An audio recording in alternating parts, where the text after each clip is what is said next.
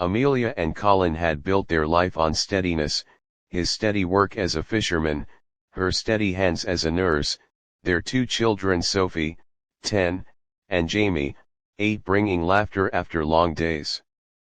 But Colin's gig fishing off the northern waters had become riskier with the weather shifting, storms arriving faster, and communication signals unreliable. Still, they trusted each other, trusted that Colin's boat was seaworthy, that he would return with his usual stoic smile and arms ready to embrace home. That night, the radio crackled.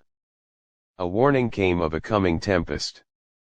But Colin, as always, insisted he could make it back before the worst. He pressed on, despite the rising wind. Amelia waited, wrestling between pride and fear.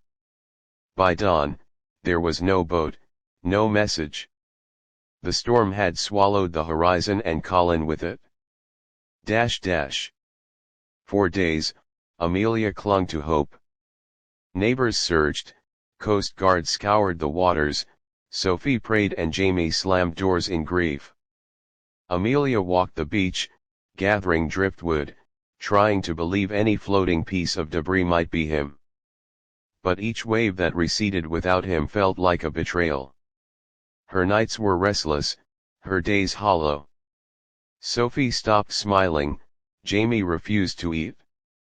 The world around them felt fragile, as if everything they built could be undone by one unchecked wave. Then came the blow, a message from the Coast Guard. A wrecked hull had been found. The identification was tentative. They needed Amelia to confirm whether it was Colin's boat. Her knees buckled, her voice trembled. She went, heart pounding, to the dock where the boat lay half submerged, battered. The hull's paint matched Colin's.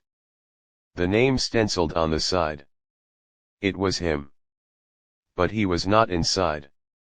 Some might imagine that moment as closure, but instead it wounded Amelia tighter in grief. Knowing the boat was his meant knowing he might be gone for undercurrents she could not see or control. Sophie wept openly, Jamie stared at the water as though it held secrets. Amelia had to decide, sink into despair or try to rebuild. The weeks that followed tested Amelia in ways she never expected. The money Colin used to send home was gone, his gear lost, the boat unsalvageable. Amelia took extra shifts at the hospital, caring for strangers with wounds she could see, all the while nursing her own invisible ones. Sophie's teacher noticed she had stopped speaking in class, Jamie developed nightmares. Amelia held them as they cried in the dark, whispered that they were safe, that love never dies even when the body goes somewhere she can't follow. She found letters. At night, she wrote to Colin letters she knew he might never read. She let Sophie draw pictures, affixing them to the walls. Jamie carved small wooden boats, as if releasing Colin's spirit on each sea breeze. Each child in their own way clung to memory. Amelia did too. Slowly, hope kindled in unexpected places. A stranger, Captain Leela, who had once sailed with Colin, visited. She brought stories, how Colin during the last storm steered another fisherman's net to safety before his boat went under. His last act was to help. Hearing of Colin's bravery eased some of the guilt Amelia held for letting him go, for being angry, for crying when she should have been strong. It didn't erase the pain, but gave it purpose. With Captain Leela's encouragement, Amelia applied for support from a small sea rescue foundation. She learned about grants for families of lost mariners. She studied how to secure pensions for widows, how to get compensation when death is uncertain but probable. Each document she filed, each official she spoke to, felt like stepping over broken glass, but she kept going. At home, she began a ritual with her children.